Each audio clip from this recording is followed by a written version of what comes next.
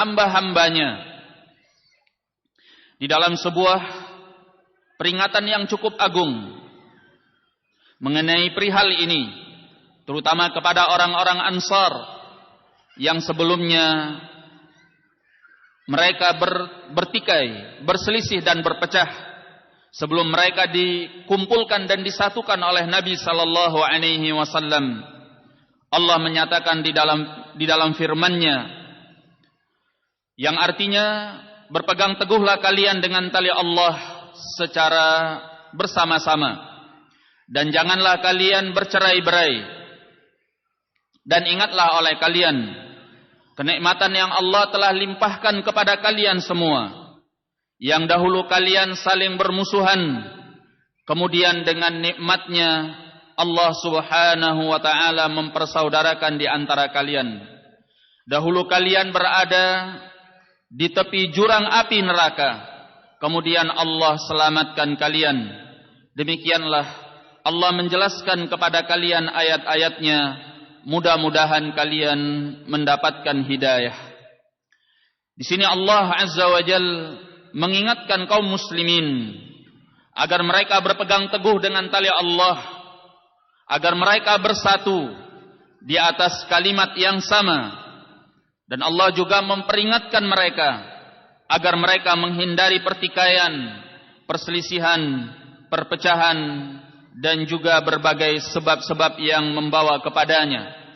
Yang semua itu akan membuat hilangnya hal-hal yang bermanfaat kepada manusia, baik dalam urusan agama mereka maupun dalam urusan dunia mereka. Ini adalah ikatan perjanjian yang sangat agung. Kemudian Allah subhanahu wa ta'ala mengingatkan di dalam ayat yang lain. Allah membuat sebuah ikatan yang sangat agung di antara kaum mukminin. Allah menyatakan yang artinya, hanya saja kaum mukminin adalah bersaudara. Berkata Imam As-Sa'di di dalam tafsirnya rahimahullahu ta'ala, di sini Allah subhanahu wa ta'ala membuat sebuah ikatan yang sangat kuat di antara para hamba-hambanya dengan adanya persaudaraan. Walaupun negeri-negeri mereka berbeda, jenis dan warna kulit mereka berbeda, tetapi mereka adalah satu, karena mereka adalah orang-orang yang beriman kepada Allah, kepada para malaikatnya, kepada Rasulnya, kepada kitab-kitab sucinya, kepada hari akhir, dan kepada takdir yang baik dan yang buruk.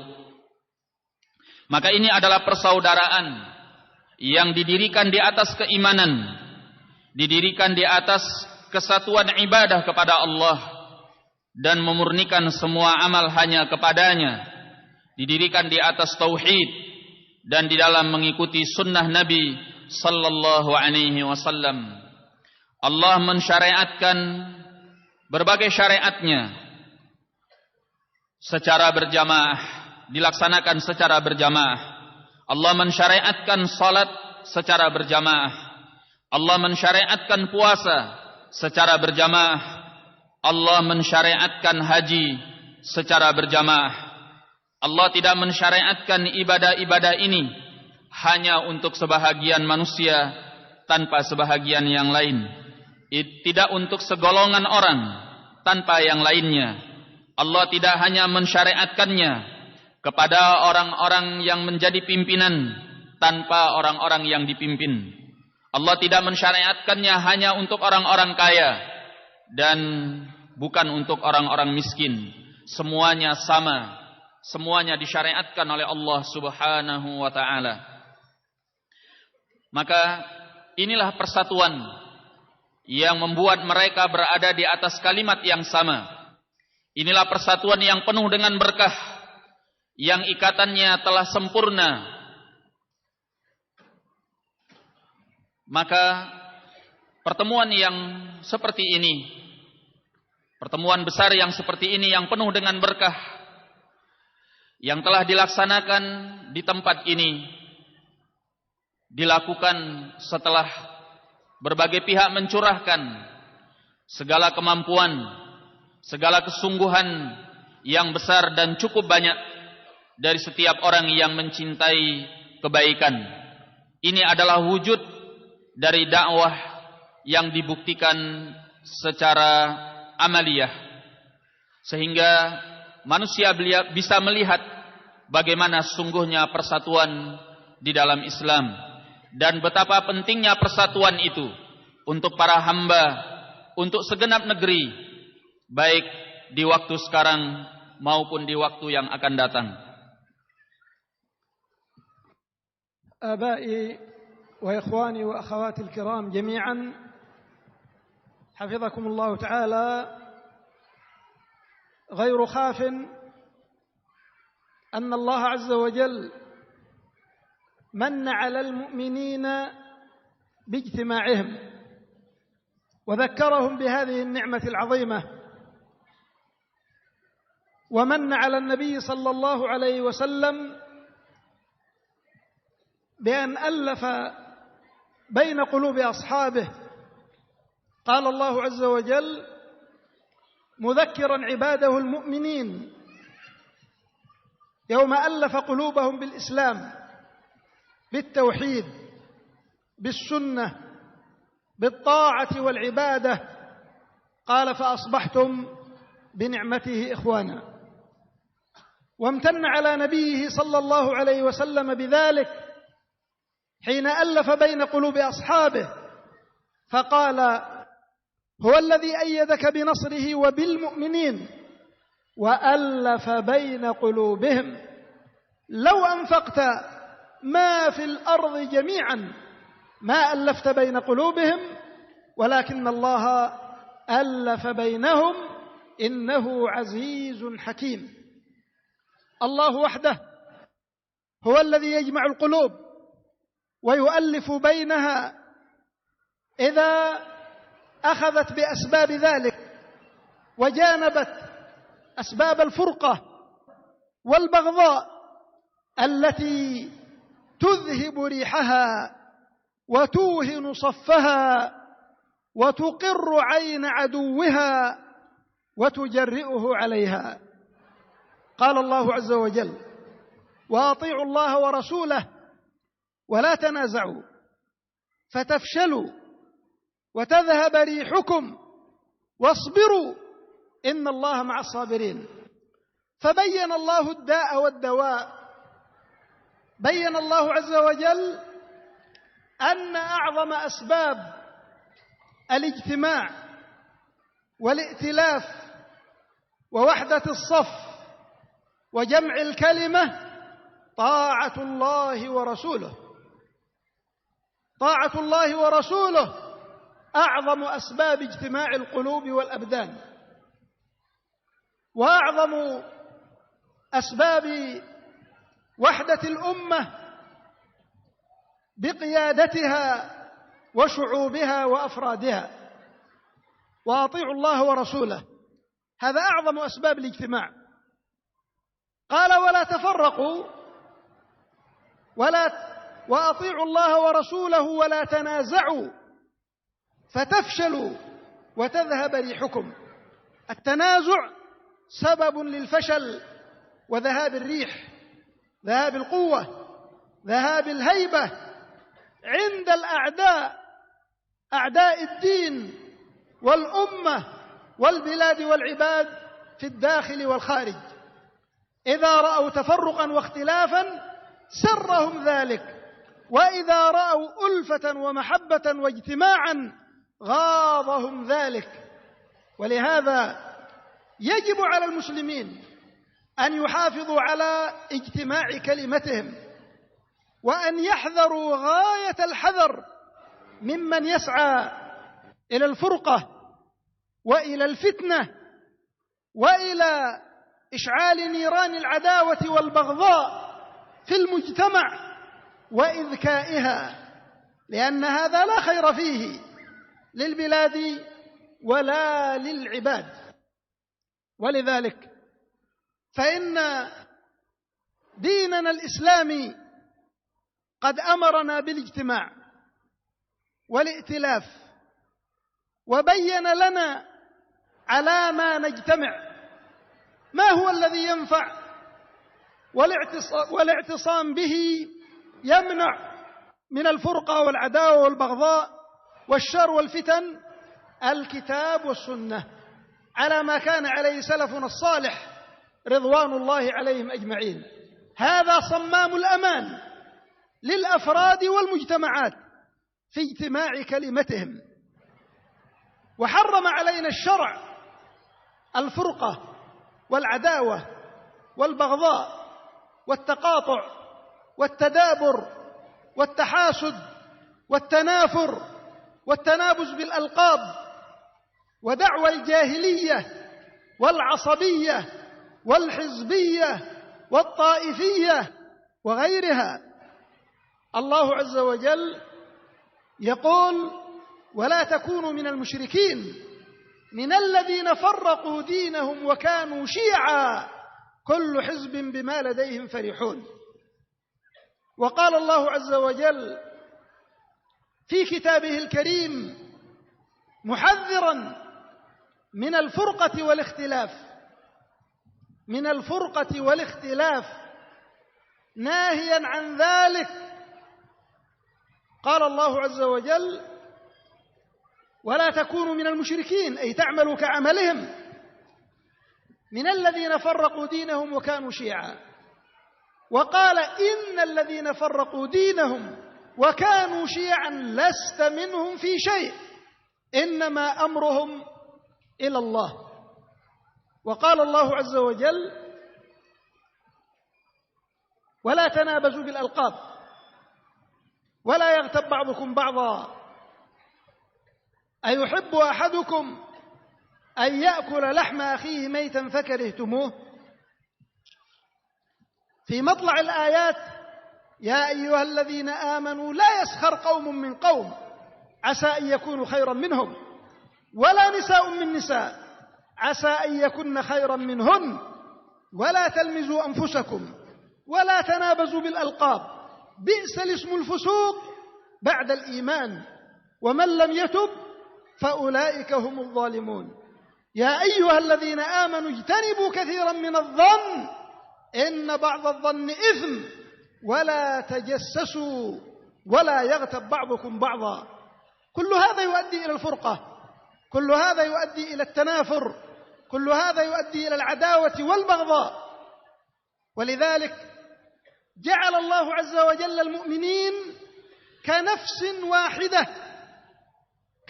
واحدة. قال الله عز وجل في كتابه الكريم: إن الذين جاءوا بالإفك عصبة منكم لا تحسبوه شرا لكم بل هو خير لكم لكل امرئ منهم ما اكتسب من الإثم والذي تولى كبره منهم له عذاب عظيم.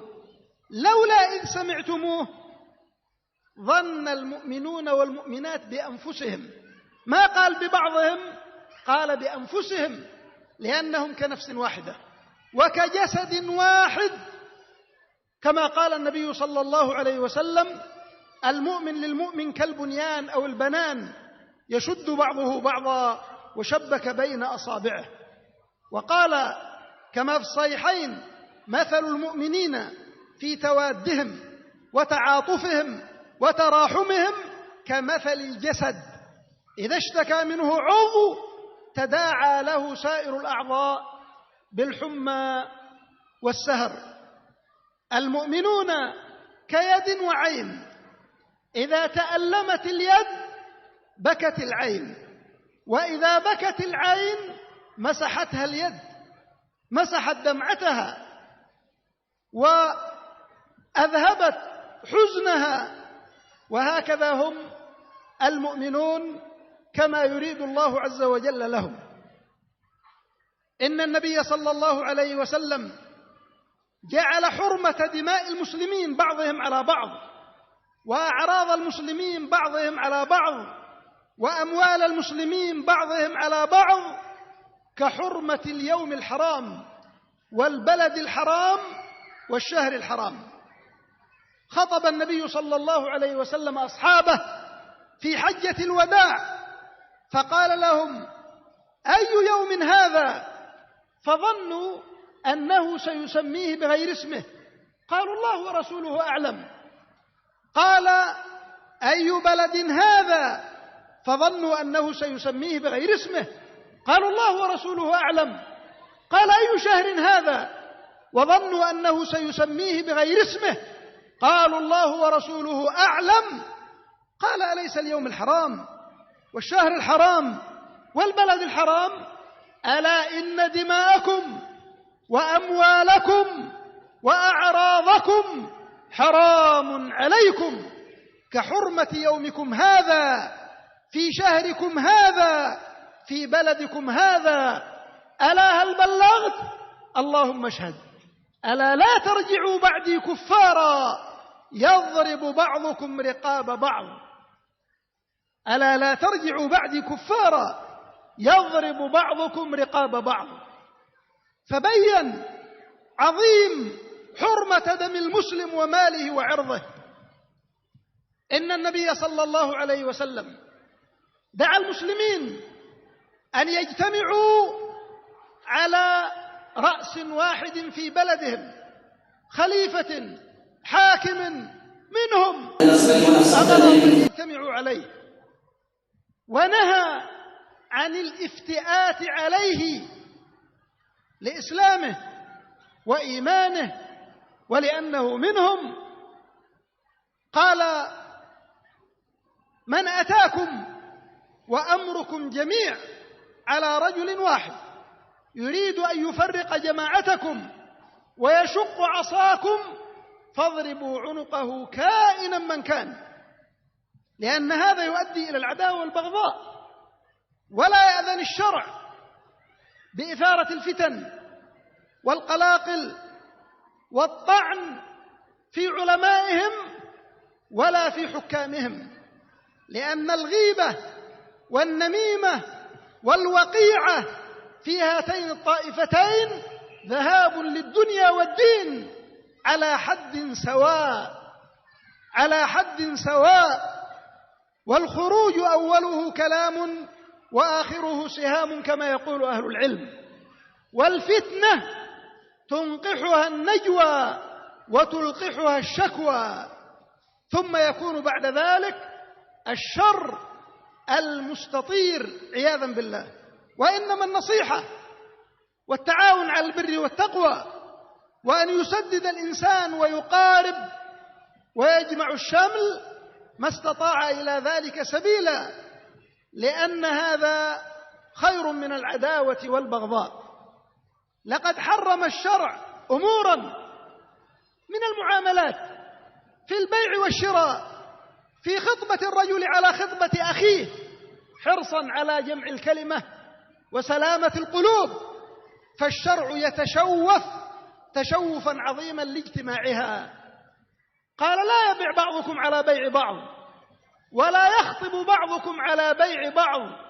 وقال: لا تحاسدوا ولا تباغضوا ولا تهاجروا. وقال: بحسب امرئ من الشر أن يحقر أخاه المسلم، كل المسلم على المسلم حرام دمه وماله وعرضه. كل هذا حرصا على إغلاق الأبواب المؤدية إلى العداوة والبغضاء والفتن، وحرصا على جمع الكلمة وائتلاف القلوب الذي به صلاح الدنيا والدين. نعم.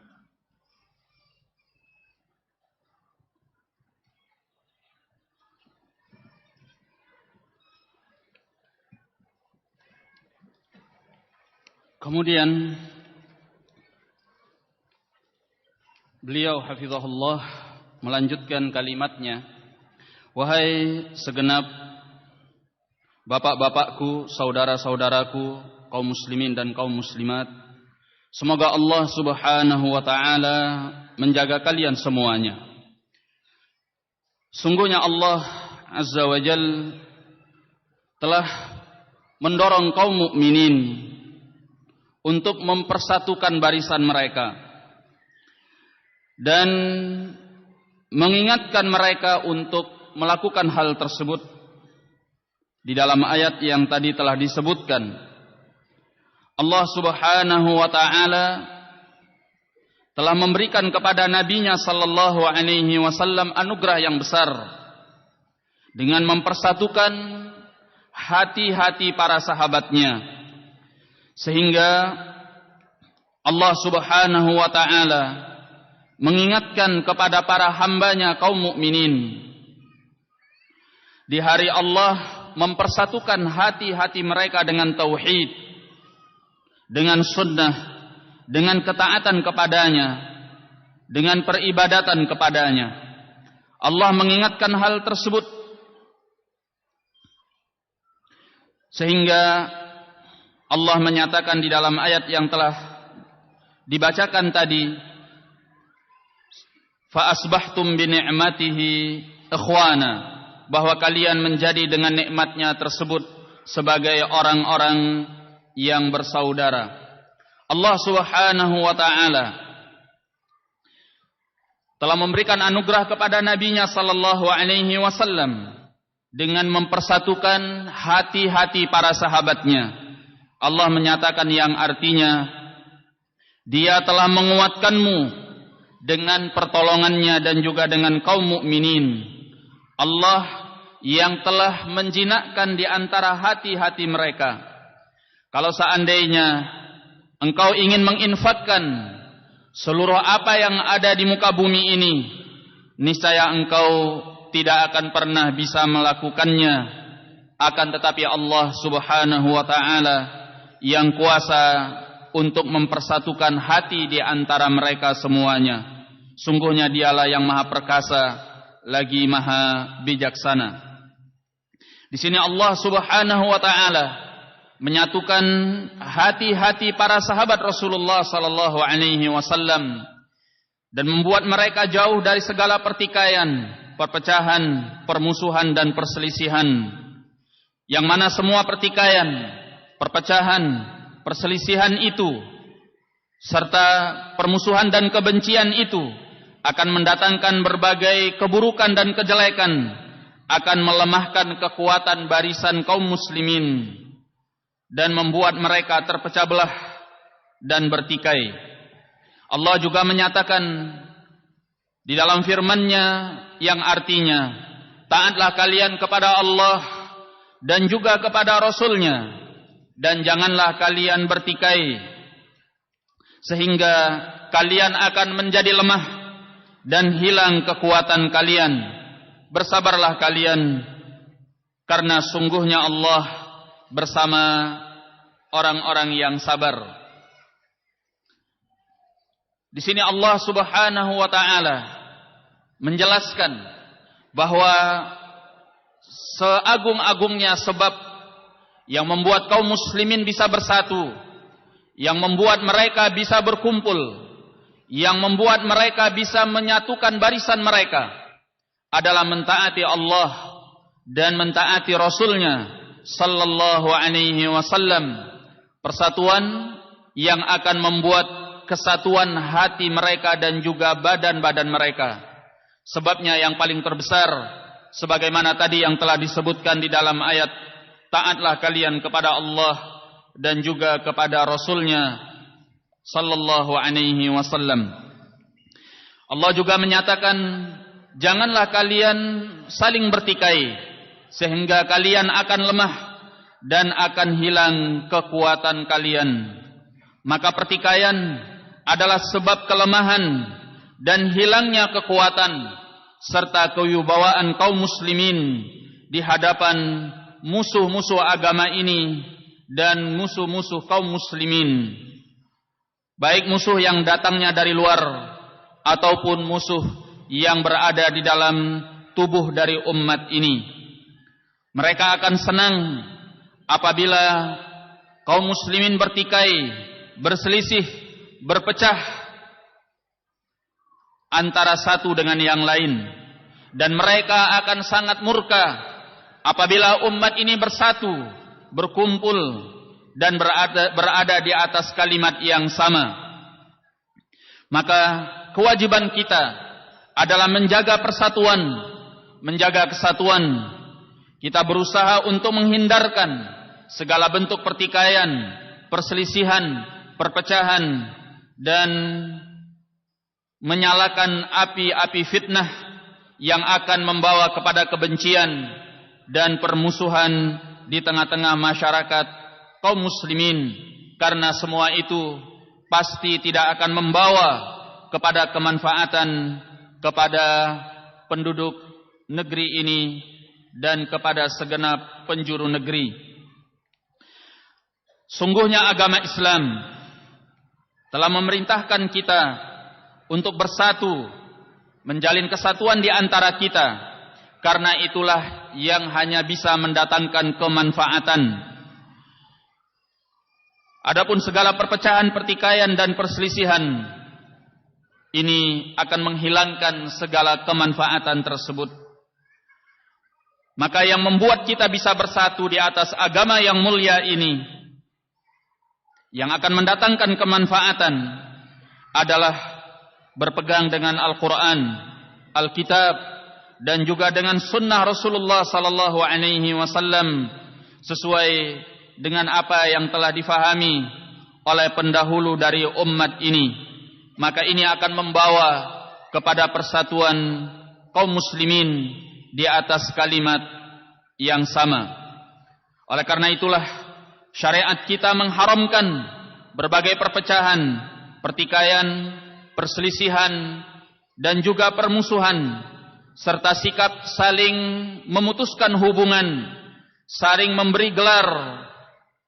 Agama ini juga melarang kita dari kefanatikan golongan, ataupun kefanatikan kepada sekelompok dari umat ini, atau kefanatikan bangsa ataupun yang semacamnya. Allah menyatakan di dalam ayat, di dalam firman-Nya, yang mana artinya, janganlah kalian termasuk dari orang-orang musyrik, yaitu orang-orang yang memecah belah agama mereka dalam keadaan mereka berkelompok-kelompok, bergolongan-golongan. Setiap golongannya merasa bangga dengan apa yang ada di sisi mereka. Allah memperingatkan di dalam ayat ini agar kita tidak berpecah belah. Larangan Allah Subhanahu wa taala ini adalah larangan agar kita melakukan persatuan dan kesatuan.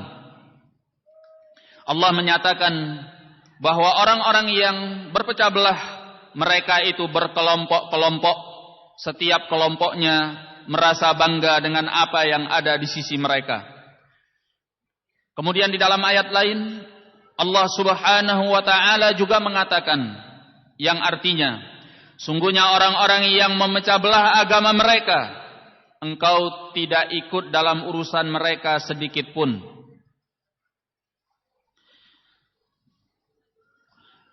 Demikian pula Allah Subhanahu wa taala juga menyatakan di dalam ayat yang lain, ketika Allah melarang untuk saling melempar gelar, saling memberikan gelar antara sesama kaum muslimin, dan larangan untuk saling berghibah, yang laksana memakan daging saudaranya dalam keadaan saudaranya adalah seorang mayit, padahal kalian pasti tidak menyukai hal yang demikian. Di awal ayat Allah memulainya dengan menyatakan, wahai orang-orang yang beriman, janganlah suatu kaum merendahkan kaum yang lainnya, barangkali kaum yang direndahkan itu lebih baik dari mereka. Dan janganlah para wanita merendahkan para wanita yang lainnya, barangkali wanita-wanita yang direndahkan itu lebih baik dari wanita-wanita yang merendahkan.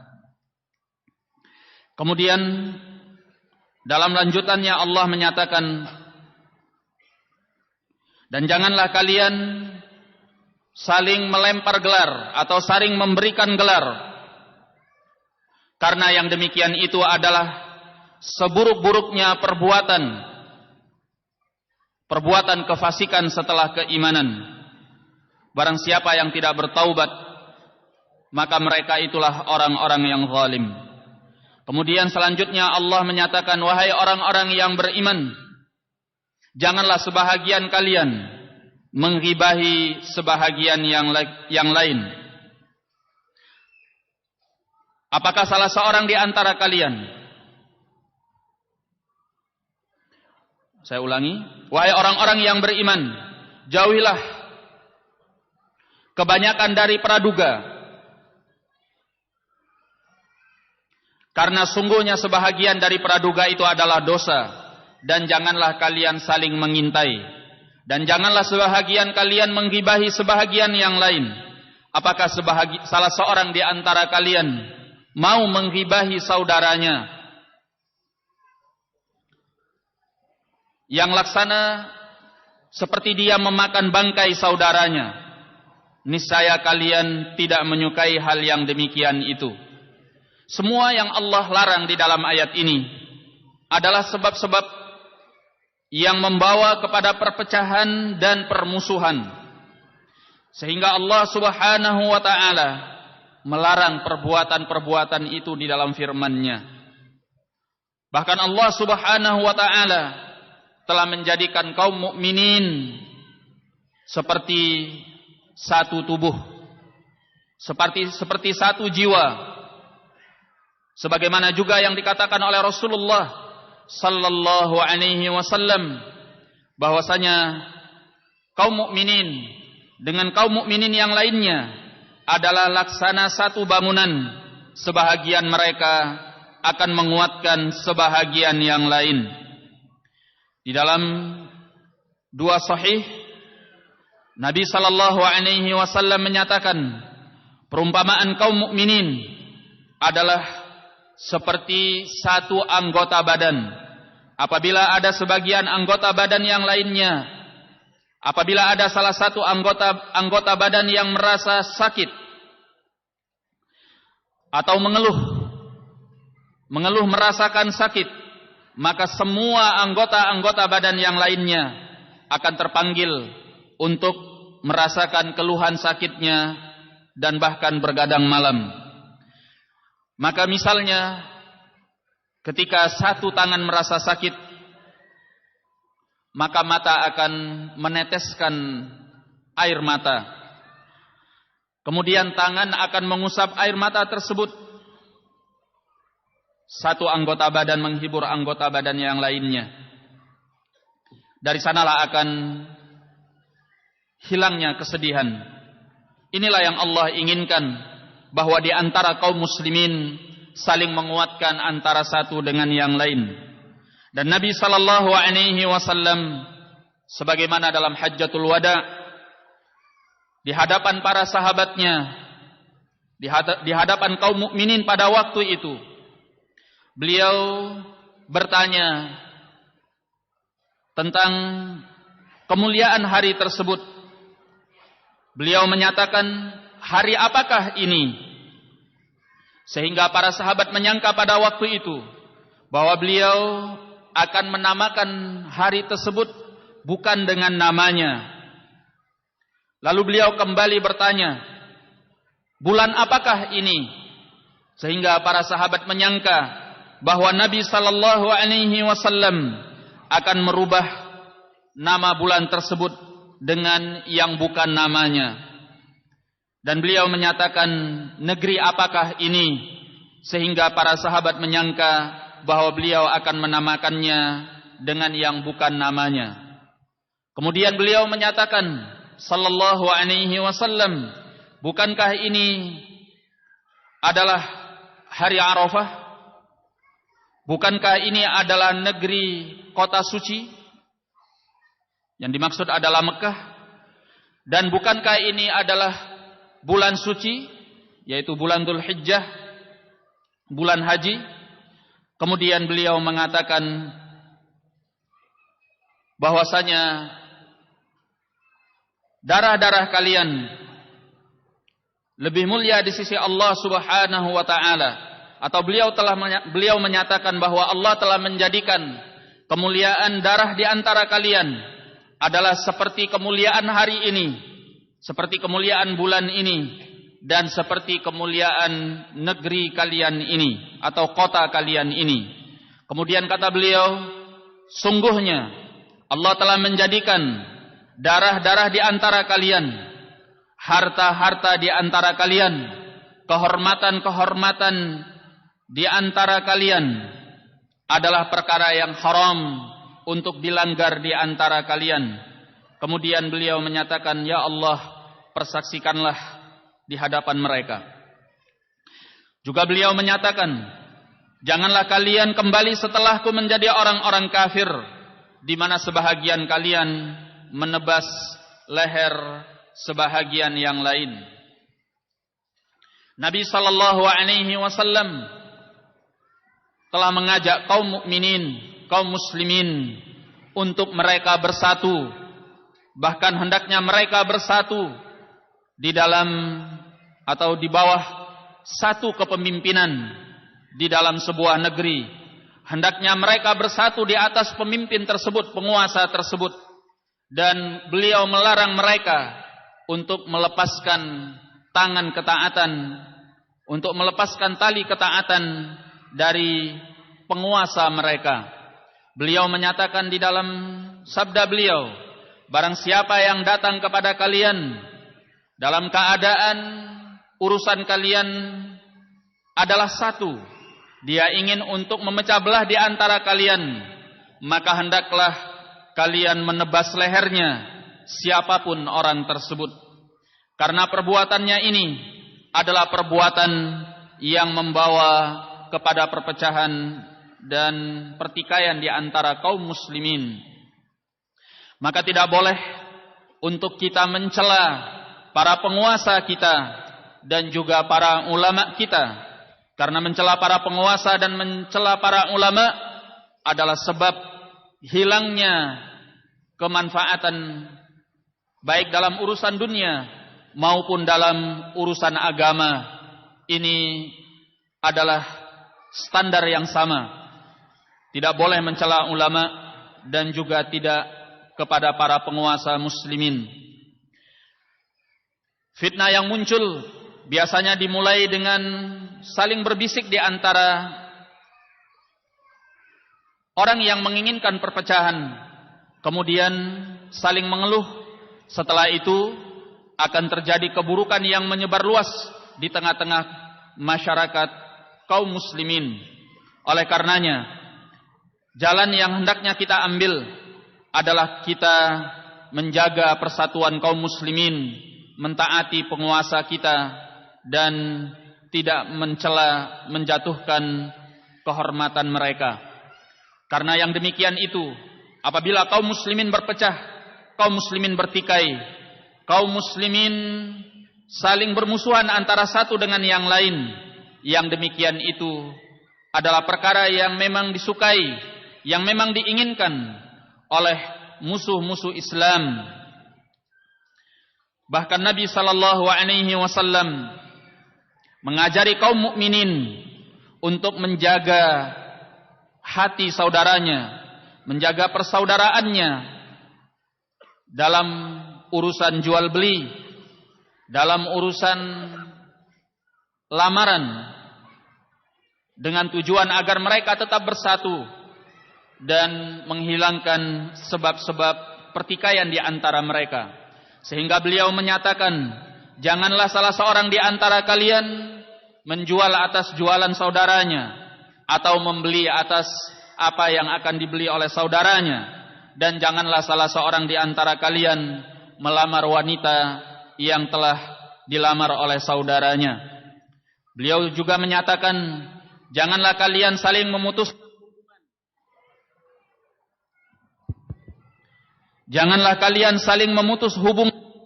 Janganlah kalian saling membenci. Janganlah kalian saling dengki. Dan hendaklah kalian menjadi orang-orang yang bersaudara. Cukuplah seseorang dinyatakan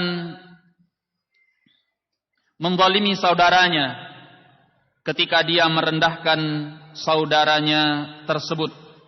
Maka di sini Nabi sallallahu alaihi wasallam sangat antusias untuk mempersatukan kaum muslimin dan menjauhkan mereka dari berbagai macam perpecahan, pertikaian, kebencian dan perselisihan. Dan inilah yang diajarkan oleh Nabi sallallahu alaihi wasallam kepada segenap kaum muslimin demi kebaikan dunia dan agama. أيها الآباء والإخوة والأخوات الكرام جميعا، إن أعداء الإسلام أحرص ما يكون على تفريق صفنا وعلى تمزيق وحدتنا وشتات شملنا من خلال تصدير أفكارهم الضارة ومبادئهم المخالفة لأصول ديننا إلينا. فعلينا أن نحذر وألا نقبل منهم ما يخالف ديننا ويضرنا في دنيانا. إن الأخذ بما عليه أعداء الإسلام وغير المسلمين من التقدم العلمي في شتى المجالات أمر مطلوب فيما لا يخالف ديننا ولا شريعتنا وعقيدتنا، لكن أن نأخذ منهم ما يضرنا هذا لا يحبه الله عز وجل ولا يرضاه لنا. وقد أخبرنا بعداوتهم لنا لنحذر، فقال: ما يود الذين كفروا من أهل الكتاب ولا المشركين أن ينزل عليكم من خير من ربكم. وقال: ودوا لو تكفرون كما كفروا فتكونون سواء. فهم يحبون أن نكون مثلهم. وأخبرنا الله عز وجل أنهم لن يرضوا عنا مهما قدمنا لهم من تنازلات ومهما فعلنا معهم حتى نتبع ملتهم وحتى ننسلخ عن ديننا الذي هو مصدر عزنا وقوتنا ونجاتنا في الدنيا والآخرة. قال الله عز وجل: ولن ترضى عنك اليهود ولا النصارى حتى تتبع ملتهم. وأخبرنا الله عز وجل في كتابه الكريم أنهم فيما بينهم مختلفون متفرقون، والله عز وجل لا يريد لنا أن نكون كذلك، لأن من أسباب التفرق والاختلاف أن نقتدي بهم في هذا وأن نقبل مبادئهم التي تغذي الفرقة وتنمي العداوة والبغضاء. فإنهم يصدرون ما يسمونه بحرية الفكر والاعتقاد والعمل، وهكذا أيضا في باب الشهوات، ويأتون بديمقراطيتهم التي تضرب المجتمعات بعضها ببعض، وينمون العداوة والبغضاء، ويضربون حاكم المسلمين بشعبه، ويضربون شعوبهم بحكوماتهم. ولذلك يجب على المسلمين حكومات وشعوب أن يفوتوا الفرصة على أعداء الإسلام، وأن يكونوا على كلمة سواء، أن يعتصموا بحبل الله وألا يتفرقوا حفاظا على أمنهم وحفاظا على خيراتهم ومقدراتهم وثرواتهم وحقنا لدمائهم وحفظا لأموالهم وأعراضهم، وقبل هذا وذاك سلامة لدينهم وعقيدتهم. فإن عقيدتنا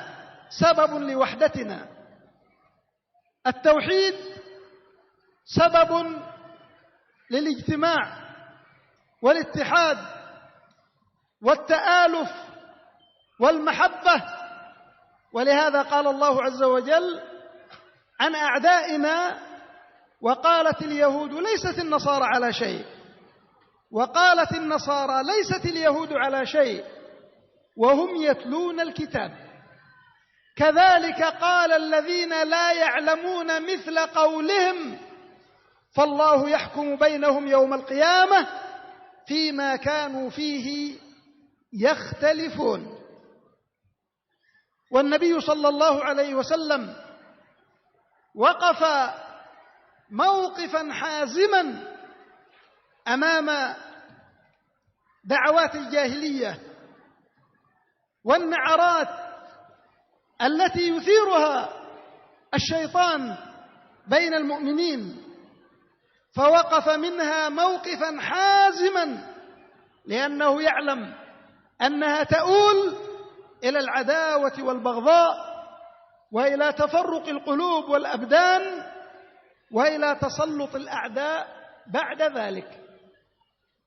فإن الأعداء يرقبون تفرقنا وأن يكون بيننا عداوة وبغضاء، ويحرصون على إذكاء ذلك وتنميته وتشجيعه ليقضوا علينا جميعا، فلا يجوز لنا أن نعينهم على ذلك. إن لقب المهاجرين والأنصار من الألقاب التي مدحها الله ورسوله، والسابقون الأولون من المهاجرين والأنصار والذين اتبعوهم بإحسان رضي الله عنهم ورضوا عنه. وكم هي النصوص في مدح المهاجرين والأنصار، لكن لما استعمل هذان اللقبان في شيء من أمر يفضي إلى عداوة وبغضاء وإلى فرقة، وقف النبي صلى الله عليه وسلم من ذلك موقفا حازما كما في الصحيح. لما اختلف غلامان أحدهما لمهاجري وآخر لأنصاري، فقال الغلام المهاجري يا للمهاجرين، وقال غلام الأنصار يا للأنصار، فسمع النبي صلى الله عليه وسلم ذلك، فوقف موقفا حازما حاسما عاجلا قبل أن يستفحل الشر ويغذيه الشيطان وينميه ويذكيه. قال أبي دعوى الجاهلية وأنا بين أظهركم دعوها فإنها منتنة، دعوها فإنها منتنة. وهكذا كل من يدعو إلى نعرات جاهلية وإلى الفرقة وإلى العداوة وإلى تمزيق الصف وتفريق المسلمين وإشغال بعضهم ببعض لا يجوز أن يلتفت إليه ولا أن يستجاب له، بل يجب الإعراض عنه والصد عنه وبيان ما يترتب على تلك الدعوة من الأضرار العظيمة على الفرد والمجتمع. إن النبي صلى الله عليه وسلم في حجة الوداع وقد حج معه نحو 20,100,000، قال وهو يخطب بعرفة: كل دعوى الجاهلية موضوعة تحت قدمي هاتين. كل دعوة من دعوى الجاهلية موضوعة تحت قدمي، مبالغة في ردها واحتقارها ورفضها لأنها تؤدي إلى فرقة المسلمين وعداوتهم وانشغال بعضهم ببعض. وقال في حجة الوداع وقد حج معه أعيان العرب الذين كانوا يتفاخرون بأنسابهم وأحسابهم وأموالهم وجاههم وماضيهم قال لهم: إن الله قد أذهب عنكم عبية الجاهلية وفخرها. الناس أحد رجلين: مؤمن تقي كريم على الله عز وجل، وفاجر شقي هين على الله عز وجل. ألا لا فضل لعربي على عجمي ولا لأبيض على أسود إلا بالتقوى، إلا بالتقوى. كل هذا من حرصه صلى الله عليه وسلم على اجتماع كلمة المسلمين، ومن حرصه على إزهاق وإبطال كل ما يؤدي إلى العداوة والبغضاء وإلى التنافر والتفرق، لأنه لا يضر بفرد ولا بأسرة، ولكن يضر المجتمع كله ويقوض بنيانه ويهدم أركانه. وهكذا أيضا فإن نبينا صلى الله عليه وآله وسلم قد حرم أشياء ومنع منها، ودعا إلى أمور عظيمة تزيد الألفة والمحبة. أمر بإفشاء السلام، أمر بتشميت العاطس وإجابة الدعوة وعيادة المريض واتباع الجنازة وبذل النصيحة والإشارة على الأخ إذا استشاره بما يعلمه، وأمر أن يحب أحدنا لأخيه مثل الذي يحب لنفسه، وأن يبغض له مثل الذي يبغض لنفسه. وربنا سبحانه وتعالى أخبرنا أن من أعظم أسباب الفرقة والعداوة والبغضاء أن نترك هدي الله وأن ننقض ميثاقه الذي أخذه علينا. الله عز وجل أخذ علينا الميثاق أن نعتصم بحبله وأن لا نتفرق، وأخذ علينا الميثاق أن نكون مؤمنين متآخين متوادين، وأخذ علينا الميثاق ألا نتفرق إلى شيع وأحزاب يسفه بعضنا بعضا ويحقر بعضنا بعضا ويسعى بعضنا للقضاء على بعض، فإن ذلك ضرره عظيم. قال الله عز وجل: ومن الذين قالوا إنا نصارى أخذنا ميثاقهم فنسوا حظا مما ذكروا به. أخذ الله عليهم الميثاق ولكنهم نسوا حظا مما ذكروا به. ما هي النتيجة؟ إلى ماذا أدى ذلك؟ قال: فأغرينا بينهم العداوة والبغضاء إلى يوم القيامة وسوف ينبئهم الله بما كانوا يصنعون. هذه النتيجة.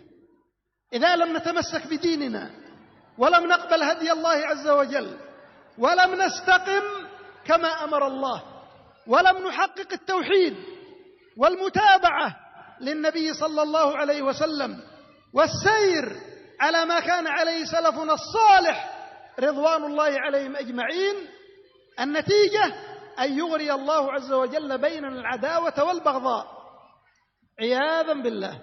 نعم.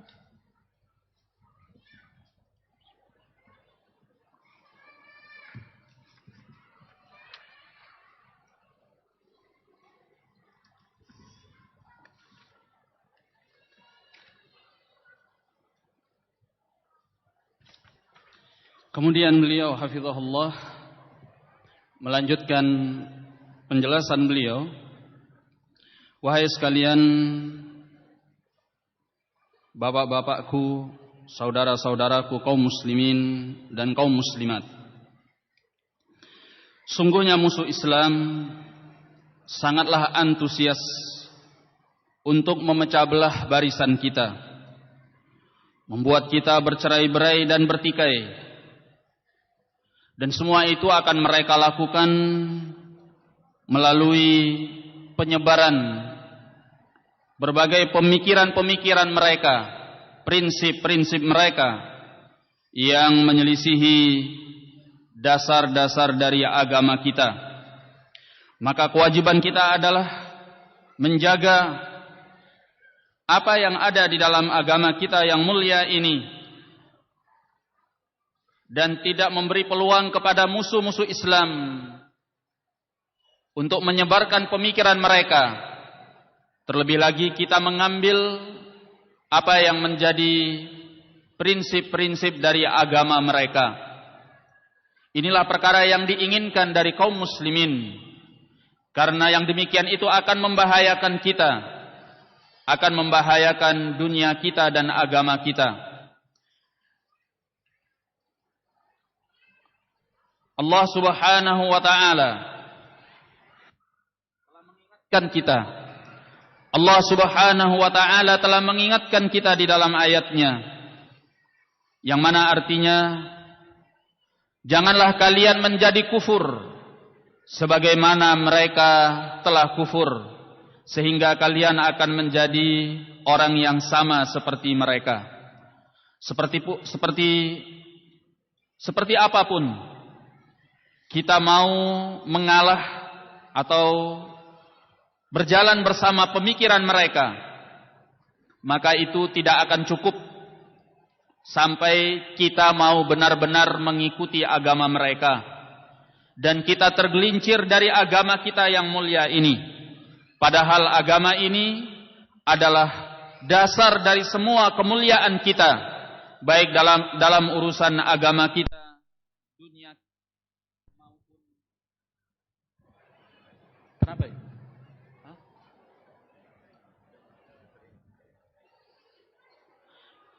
Nah, karena asal atau dasar dari semua kemuliaan kita, baik dalam urusan dunia kita, agama kita, dan bahkan akhirat kita, adalah berpegang dengan apa yang ada di dalam agama kita yang mulia ini. Allah Subhanahu wa ta'ala telah menyatakan di dalam Al-Quranul Karim, tidak akan pernah orang-orang Yahudi dan tidak pula orang-orang Nasrani itu menjadi ridha kepadamu sampai engkau mau mengikuti agama mereka.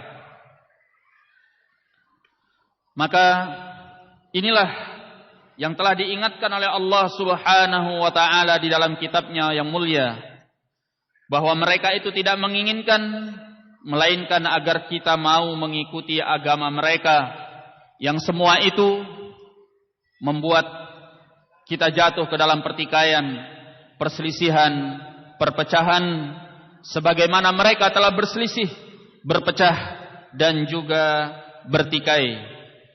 Maka kalau kita ingin terhindar dari apa yang mereka telah terjatuh ke dalamnya, maka hendaklah kita menjauhi pemikiran-pemikiran mereka yang mereka sebarkan. Karena segala pemikiran-pemikiran itu, prinsip-prinsip mereka itu akan membawa kepada perpecahan dan pertikaian. Mereka dengan segala daya upaya menyebarkan pemikiran mereka, semacam kebebasan berfikir, kebebasan berkeyakinan, menyebarkan berbagai macam syahwat dan pemikiran-pemikiran berbahaya yang lainnya, yang semua ini membuat masyarakat kaum muslimin terjatuh ke dalam pertikaian, perpecahan, perselisihan, saling bermusuhan, bahkan diadu domba antara masyarakat dengan penguasanya. Maka kewajiban kita adalah menutup peluang mereka untuk menyebarkan pemikiran-pemikiran tersebut dan kita tidak mengikutinya. Hendaknya kita selalu berpegang teguh dengan tali Allah, dengan agamanya yang mulia, supaya kita bisa menjaga segala kebaikan-kebaikan yang telah dilimpahkan oleh Allah kepada kita semuanya, supaya kita bisa menjaga darah kita, menjaga harta kita, dan juga menjaga kehormatan kita dan supaya kita juga bisa menjaga keselamatan agama kita, keselamatan akidah kita. Maka sebab dari bersatunya kaum muslimin dan kesatuan hati di antara mereka adalah berpegang dengan agama, menegakkan tauhid dan mengikuti sunnah Nabi sallallahu alaihi wasallam. Allah Subhanahu wa taala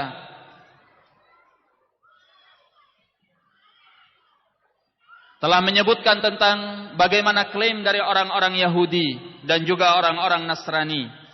Orang-orang Yahudi menyatakan bahwasanya orang-orang Nasrani itu bukanlah siapa-siapa. Mereka tidak berada di atas kebenaran. Demikian pula pernyataan orang-orang Nasrani bahwa orang Yahudi itu bukanlah siapa-siapa. Mereka tidak berada di atas kebenaran.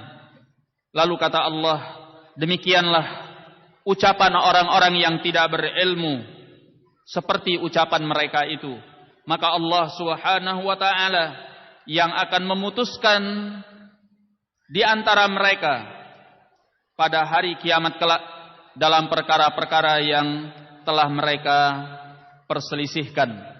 Nabi kita Muhammad sallallahu alaihi wasallam telah mempunyai sikap yang sangat tegas di dalam menjaga persatuan kaum muslimin dan tidak memberi peluang kepada syaitan untuk merusak hubungan persaudaraan dan menyebar perpecahan di antara kaum mukminin.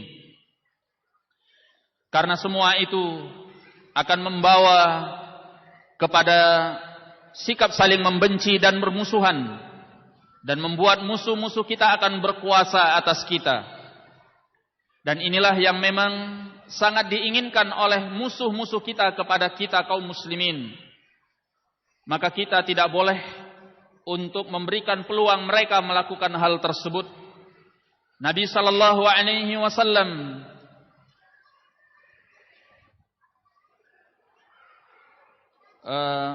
sebelumnya Allah Subhanahu wa taala, demikian pula Rasulnya sallallahu alaihi wasallam memuji al-muhajirin dan al-ansar di dalam banyak ayat Al-Quran. Di antaranya Allah menyatakan yang artinya orang-orang yang terdahulu, yang telah terdahulu keislamannya baik dari kalangan muhajirin maupun ansar, dan orang-orang yang mengikuti mereka dengan baik, Allah meridhai mereka dan mereka meridhai Allah. Di dalam ayat ini bagaimana Allah Subhanahu wa taala memuji al-muhajirin dan al-ansar dan di dalam ayat-ayat yang lain. Tetapi tatkala kalimat al-muhajirin dan juga kalimat ansar menjadi sebuah simbol yang membawa kepada permusuhan, pertikaian, perselisihan di antara para sahabatnya, Nabi sallallahu alaihi wasallam telah menunjukkan sikap yang sangat tegas sebagaimana yang disebutkan di dalam As-Sahih. Beliau sallallahu alaihi wasallam telah mengingatkan baik terhadap orang-orang muhajirin maupun orang-orang ansar tatkala terjadi pertikaian di antara mereka, antara seorang dari kalangan muhajirin dan seorang dari kalangan ansar, sehingga yang dari kalangan muhajirin memanggil dan meminta pertolongan kepada orang-orang muhajirin dengan mengatakan ya lil muhajirin. Demikian pula yang dilakukan oleh sahabat ansar, dia mengatakan ya lil ansar. Maka Nabi sallallahu alaihi wasallam telah berdiri tegak dengan sikapnya yang tegas untuk memutus semua peluang bagi syaitan menyebarkan perpecahan dan pertikaian di antara para sahabatnya. Beliau menyatakan, apakah dengan seruan jahiliyah kalian saling menyeru sementara aku masih ada di tengah-tengah kalian? Maka tinggalkanlah seruan-seruan yang seperti itu, karena seruan-seruan itu baunya sangatlah busuk. Inilah kefanatikan jahiliyah yang menimbulkan permusuhan, perpecahan, pertikaian, terbelahnya barisan kaum muslimin. Maka barang siapa yang mengajak kepada hal tersebut, orang yang demikian tidak boleh kita mengikutinya. Wajib untuk kita berpaling daripadanya dan menjelaskan akibat-akibat buruk yang akan lahir yang berdampak kepada masyarakat dari hal tersebut. Demikian pula di dalam peristiwa Hajjatul Wada, ketika Rasulullah sallallahu alaihi wasallam berada di tengah-tengah sahabatnya di hari Arafah, beliau menegaskan bahwa setiap seruan jahiliyah berada di bawah telapak kakiku. Artinya bahwa semua ini adalah perkara hina, perkara rendah yang nantinya akan membawa kepada perpecahan, perselisihan, kebencian dan permusuhan di antara kaum muslimin. Ketika Hajjatul Wada yang dihadiri oleh pemuka-pemuka Arab yang kebiasaan mereka dahulunya saling berbangga dengan nasab mereka, dengan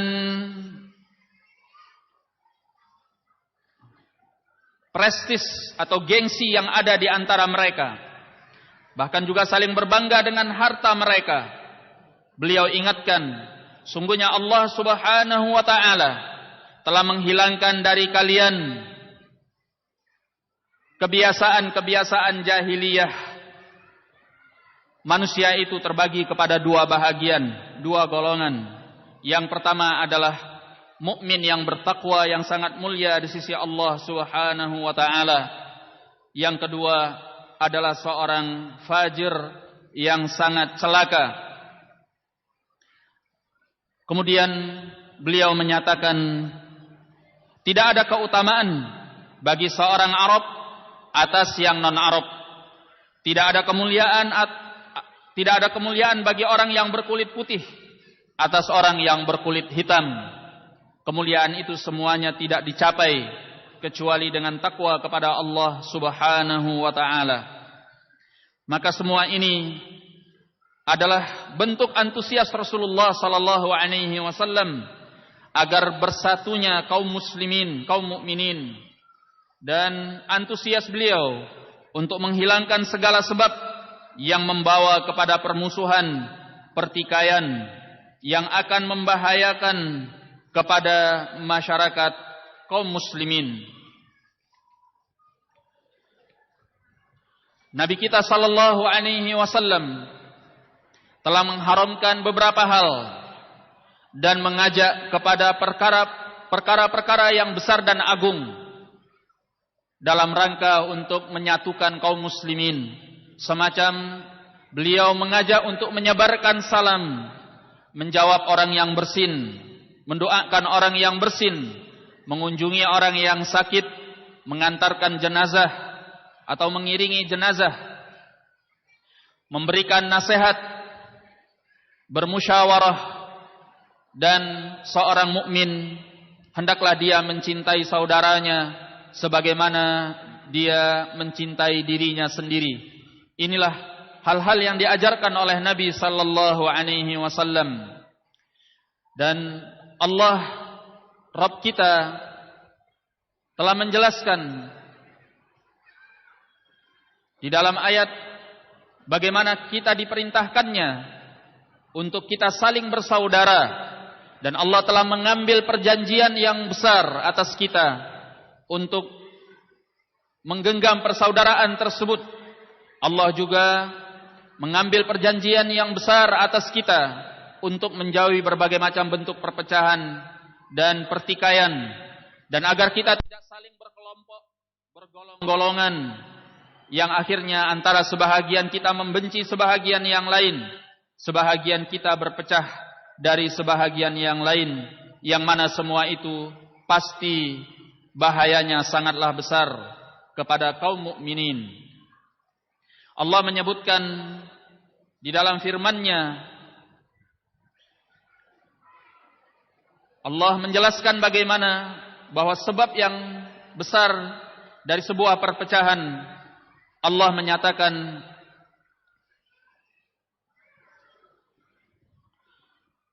di antara orang-orang yang mengatakan sungguhnya kami adalah orang-orang Nasrani. Kemudian kata Allah, tatkala mereka melupakan dari bahagian yang kami telah ingatkan kepada mereka, maka kami timpakan kepada mereka permusuhan dan kebencian sampai datangnya hari kiamat. Maka berarti yang menjaga kita dari perpecahan, pertikaian dan perselisihan itu adalah kita berpegang teguh dengan agama ini. Kita berpegang dengan tauhid. Kita mengikuti Rasulullah sallallahu alaihi wasallam, berjalan di atas jalan yang telah ditempuh oleh salaf kita yang terdahulu, dan kita membuang segala bentuk permusuhan dan kebencian. Yang semua itu membawa kepada permusuhan, yang semua itu menjaga kita dari permusuhan dan kebencian. أيها الآباء والإخوة الكرام جميعا، إن أعظم أسباب الاجتماع تحقيق كلمة التوحيد، فتحقيق كلمة التوحيد أعظم أسباب وحدة الكلمة واجتماع الأمة. وهكذا أيضا اتباع النبي صلى الله عليه وسلم، فإن الشرك والبدع والمعاصي من أعظم أسباب التفرق والاختلاف. والله تعالى يقول في كتابه الكريم: فمن اتبع هداي فلا يضل ولا يشقى ومن أعرض عن ذكري فإن له معيشة ضنكا ونحشره يوم القيامة أعمى. ويقول الله عز وجل في نبيه صلى الله عليه وسلم: واتبعوه لعلكم ترحمون. وقال: وإن تطيعوه تهتدوا. وقال صلى الله عليه وسلم: وجعلت الذلة والصغار على من خالف أمري، على من خالف أمري. كذلك أيضا، ونختم بهذا لأجل الوقت، من أعظم أسباب التفرق والاختلاف الركض وراء الدنيا ووراء المصالح الدنيوية، ولا يبالي بعد ذلك الإنسان إذا كان حريصا على الدنيا، لا يبالي بعد ذلك بما يسببه من أضرار على البلاد وعلى العباد. ولهذا قال النبي صلى الله عليه وسلم: لكل أمة فتنة وفتنة أمتي المال. وقال: ما الفقر أخشى عليكم ولكن أخشى عليكم الدنيا أن تبسط عليكم كما بسطت على من كان قبلكم فتنافسوها كما تنافسوها فتهلككم كما أهلكتهم. أسأل الله العظيم رب العرش الكريم أن يجعل هذا الاجتماع اجتماعا مرحوما، والتفرق من بعده معصوما، وأن لا يجعل فينا ولا منا ولا بيننا شقيا ولا محروما. نسأل الله تعالى أن يجمع كلمة المسلمين على الحق المبين، على كتابه وعلى سنة نبيه صلى الله عليه وعلى آله وصحبه أجمعين. نسأل الله تعالى أن يدفع عن بلاد المسلمين كلها الفتن ما ظهر من ذلك وما بطن، وأن يكفيهم شر أعدائهم أجمعين، وأن يوحد صفوفهم، وأن يؤلف بين قلوبهم، وأن يجمع كلمتهم، وأن يغفر لنا ولكم ولوالدينا ولسائر المسلمين والحمد لله رب العالمين وجزاكم الله خيرا وصلى الله وسلم وبارك على نبينا محمد وعلى آله وصحبه أجمعين. Kemudian beliau melanjutkan, hafizahullah, wahai sekalian bapak-bapakku, saudara-saudaraku kaum muslimin dan kaum muslimat, sungguhnya termasuk sebab yang paling agung, yang paling besar, yang dapat membawa kepada persatuan kaum muslimin dan menjauhkan mereka dari perpecahan adalah berpegang dengan tauhid. Kalimat tauhid adalah termasuk sebab yang sangat agung, termasuk sebab yang sangat mulia yang dapat mempersatukan kaum muslimin, mempersatukan umat ini. Demikian pula mengikuti Nabi sallallahu alaihi wa ala alihi wasallam. Karena segala perbuatan syirik, demikian pula perbuatan-perbuatan bid'ah, perkara-perkara bid'ah, termasuk sebesar-besarnya sebab yang membawa kepada perpecahan, pertikaian, perselisihan dan permusuhan.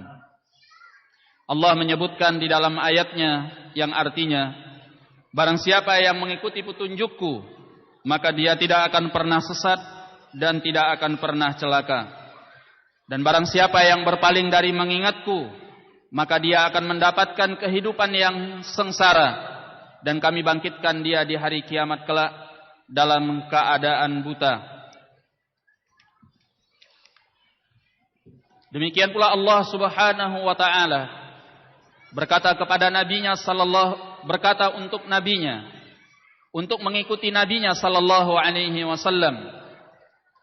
Allah menyatakan yang artinya, dan ikutilah dia, mudah-mudahan kalian diberi rahmat. Demikian pula dengan firman-Nya, jika kalian benar-benar mentaatinya, niscaya kalian akan mendapatkan petunjuk. Dan Nabi sallallahu alaihi wasallam bersabda, telah dijadikan segala bentuk kerendahan dan kehinaan atas orang yang menyelisihi urusanku. Kita tutup pertemuan ini dengan menyebutkan satu sebab yang lain, termasuk dari sebesar-besarnya sebab yang membawa kepada perpecahan, yaitu berlari di belakang dunia, mementingkan kemaslahatan dunia. Seorang yang tamak, rakus terhadap perkara-perkara urusan dunia, kesenangan dunia, maka niscaya dia tidak akan pernah peduli dengan segala sesuatu yang membawa bahaya kepada agama dan umat ini. Nabi sallallahu alaihi wasallam menyatakan, bagi setiap umat itu ada fitnahnya, dan fitnah dari umatku adalah harta benda. Beliau juga menyatakan, bukan kefakiran, bukan kemiskinan yang aku khawatirkan kepada kalian, tetapi yang aku khawatirkan kepada kalian adalah dibentangkan kepada kalian kesenangan dunia, sehingga kalian berlomba-lomba mengejarnya, sebagaimana orang-orang sebelum kalian telah berlomba-lomba mengejarnya. Sehingga dunia itu akan menghancurkan kalian, sebagaimana telah menghancurkan orang-orang yang sebelum kalian. Akhirnya beliau menyatakan, aku mohon kepada Allah yang Maha Agung, semoga Allah menjadikan pertemuan ini sebagai pertemuan yang dirahmati. Semoga Allah Subhanahu wa taala mengumpulkan kalimat kaum muslimin di atas kebenaran, di atas Alkitab dan As-Sunnah. Semoga Allah Subhanahu wa taala menjaga negeri-negeri kaum muslimin dari berbagai macam fitnah, baik yang tampak ataupun yang tersembunyi, dan semoga Allah Subhanahu wa taala mempersatukan mereka, menjaga barisan mereka dan menjauhkan mereka dari berbagai macam perpecahan. Semoga Allah mengampuni kita semua, mengampuni orang tua kita dan segenap kaum muslimin. Semoga Allah mencurahkan selawat dan salamnya kepada Nabi kita Muhammad sallallahu alaihi wasallam. Assalamualaikum jazakumullahu khairan.